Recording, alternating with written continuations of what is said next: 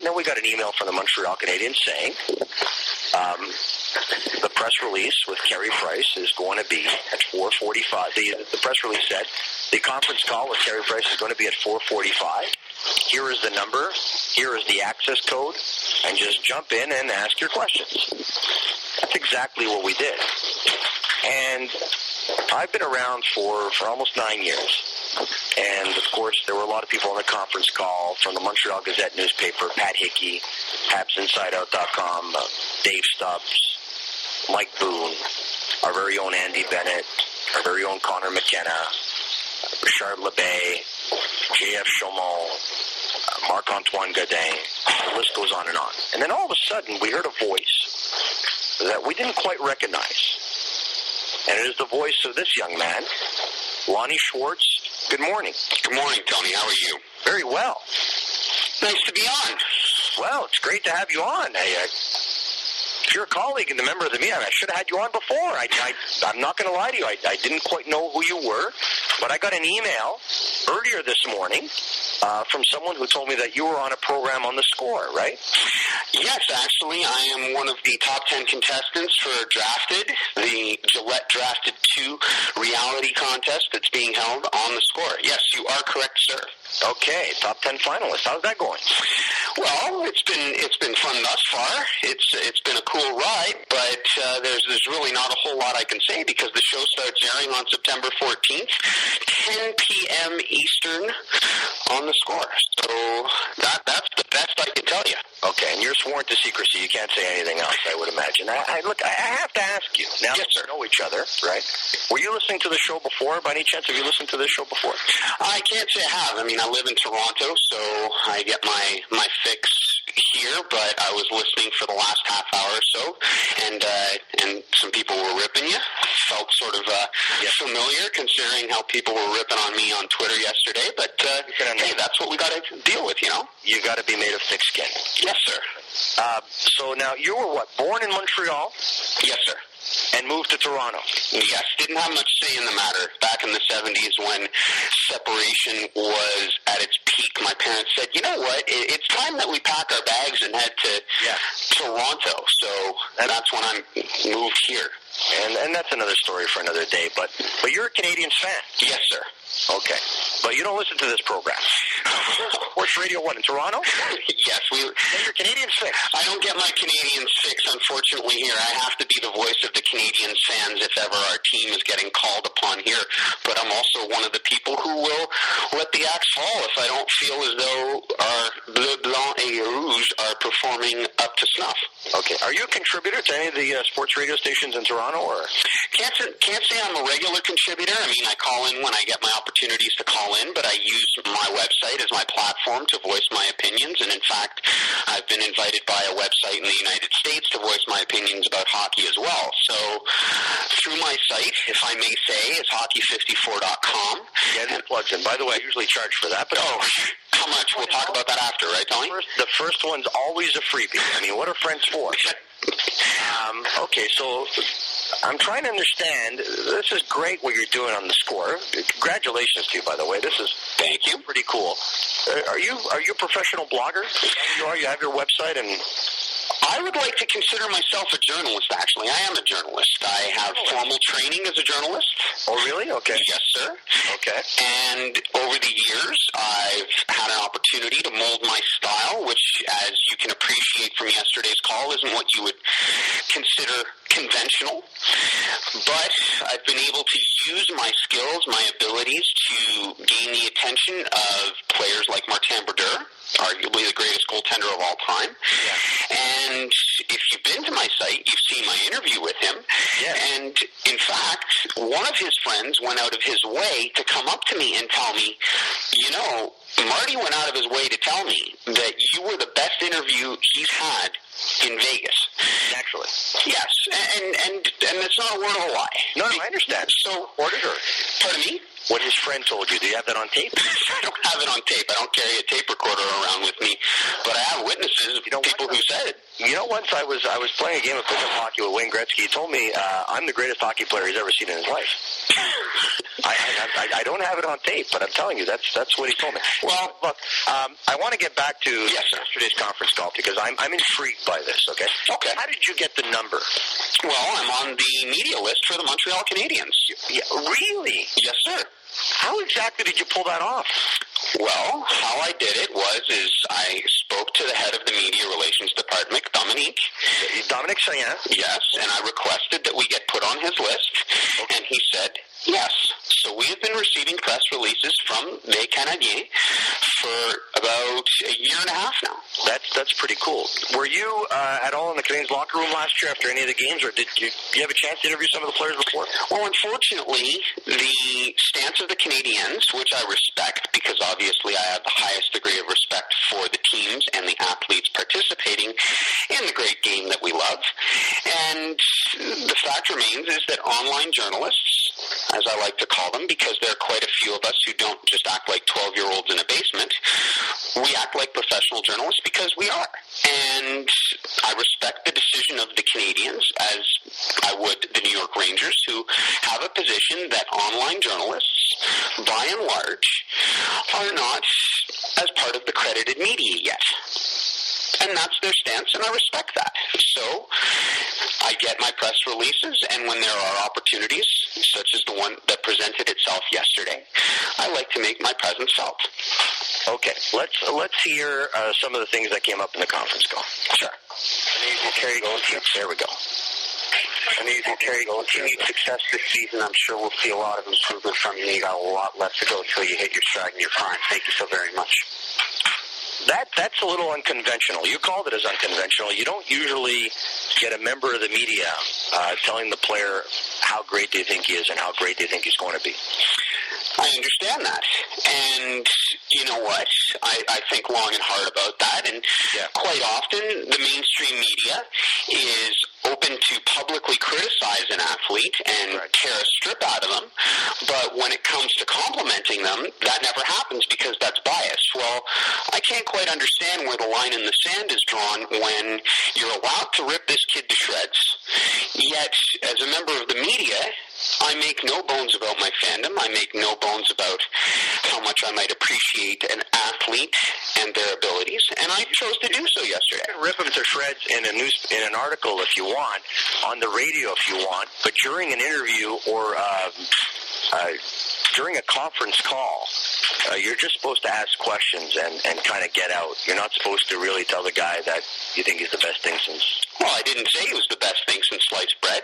Yeah. I complimented him because, quite frankly, a lot of these athletes don't get complimented. Conference call, conferences in general, interviews. On what exactly? Pardon me? What was the basis of the compliment? Are you a fan of his? Or? I, in fact, think that Carey Price is a fantastic goaltender. I think that he has a lot of skill. Well, everyone hopes you're right, but that's going back up your case. But anyway. Well, the facts, no, they don't necessarily back up my case, but players, like I've said in my article, like Camilleri and Maxime Lapierre, have gone out and said, look, we did not play as well as we could have in front of Price, and yet the humility of this 23-year-old young man, he says to himself, the onus isn't on the team, it's on me. Well, at the same time, going back to your experience in journalism, you do realize that Lapierre and Camilleri aren't going to say we played our best in front of him. He stinks. I understand that they won't, but there are ways that they can avoid the question. Of course they can. And there are ways that they... Some of the conference call. Pardon me? Doing great. I'm doing great. It's nice to have you in Montreal again, and from one goalie to another, I thought you had a spectacular season, and you were overly criticized. Who did you play for? Sorry, who did I play for? Well, you told him from one goalie to another. Yes, I'm a goalie with 25-plus years experience. I'm an instructor at one of the more acclaimed goalie schools in Toronto, and I reached my peak at AA when I was a young man, but I'm still... How old are you? I'm 32. And you have 25 years experience. You started playing hockey at 7 years of age, naturally. Yes, I was actually 6 years old when I strapped the pads on first. Okay. Did you play against Carey at any point? Or? Never played against Carey. No, I'm wondering how far your career went. You you mentioned from one goalie to another. I played ball hockey at Park Willette, the park next to my house, and I've never introduced myself to Carey as from one goalie to another, but I'm just trying to find out, what level you have to play for you to say something like that. Well, I'm a goaltender. I'm a goalie instructor. I'm a respected goalie instructor, in fact. Who do you work for? I work for a company called McGuire Goaltending and Hockey Development based in Toronto. He has trained a goaltender who has just recently been signed by the Boston Bruins. His name is Mike Hutchinson. Yes. So he's one of our acclaimed students. I've worked with Mike. Can't say extensively because that is what Jamie McGuire focuses a lot of his attention on. Yeah. But we have a lot of great goaltenders who come through our clinic, and I'm one of the more respected instructors. And you know what? Ken Hitchcock never strapped his skates on and played in the NHL. I'm not sure Ken Hitchcock played any high level of hockey, yet he's one of the most respected coaches in the National Hockey League.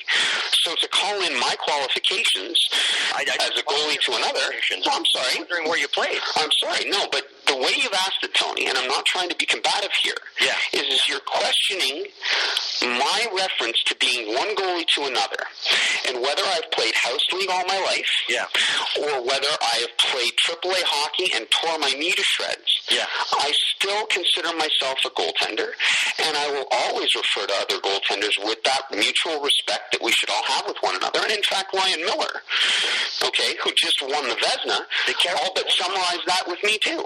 Did Carey know that you were a goaltender? Because I think you surprised him with the comment from one goalie to another. Well, if I surprised him, that's fine, because most people in the media typically aren't goaltenders. Glenn Healy, Greg Millen, I understand they're there, but they weren't on the conference call, and they don't typically, as far as I've seen, talk to Carey Price directly. All they do is rip him to shreds. So I felt it was an opportunity to be a little bit lighter with the young man, because that's what I do. Look, I'm giving you an opportunity this morning to state your case, because as you know, you took a lot of heat yesterday after the conference call. You can hear some members of the media sighing and not very happy with what they were hearing. Well, because I'm not what you would call a mainstream media personality. I'm different. Cabral Richards, Cabby, for example. Cabby. Yeah, Cabby's different. He is different. And he's flying in helicopters with Kobe Bryant. He's riding limousines with Kobe Bryant. Cabby has made a name for himself by being different. Now, I respect Cabby. Yeah. Because I happen to know Cabby from my experiences with the Scorer and some past experiences as well. And you know what? Not everybody is going to be asking how Carey Price did at the rodeo. He won $35 in the rodeo competition there. You're breaking up. I want to get back to a little bit more of the conference call. 1 second. Yes. By a lot of people in the media. So I ask you this. How did it feel when you said you've been criticized by a lot of members of the media? It's not conventional for another member of the media to use the public forum of the conference call to slam your colleagues. They're going to shut you out, Lonnie. I'm trying to help you. I understand. Look, I have a colleague. Storm and Norma Marshall has been waiting on hold for a few minutes. Would you welcome a call from another member of the media, or would you like me to move on? I can take any call because I'm confident in my abilities. And as well, you should be. Let's go to Storm and Norma Marshall. Norman? Good morning. Good morning. How are you, Tony? Very well. This is very special, to say the least. Very special. So, Lonnie. Yes, sir. How does it feel to be a member of the media? Pardon me? How does it feel to be a member of the media?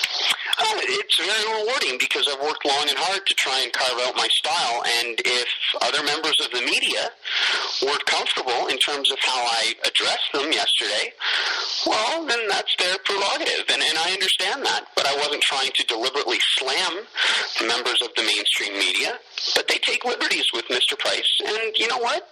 Not every hockey player or athlete needs to have their abilities or their skills questioned, scrutinized, and put through a meat grinder as they routinely do.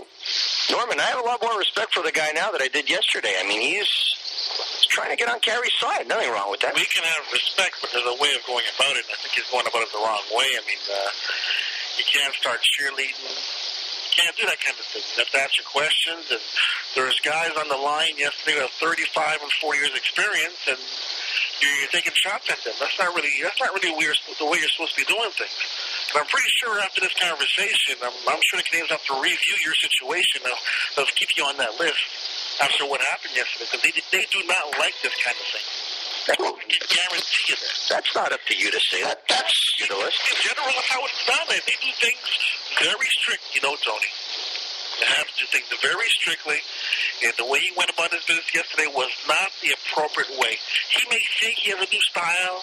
He may believe he's about to change the way of the media, but when you go against the grain, you only shoot yourself in the foot. Thank you, Norman.